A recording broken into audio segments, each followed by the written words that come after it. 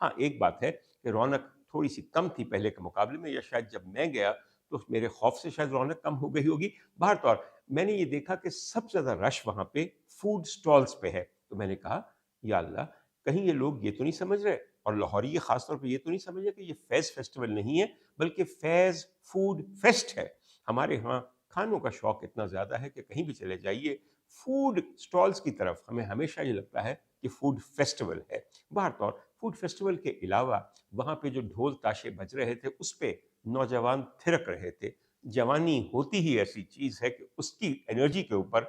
بند نہیں باندھا جا سکتا،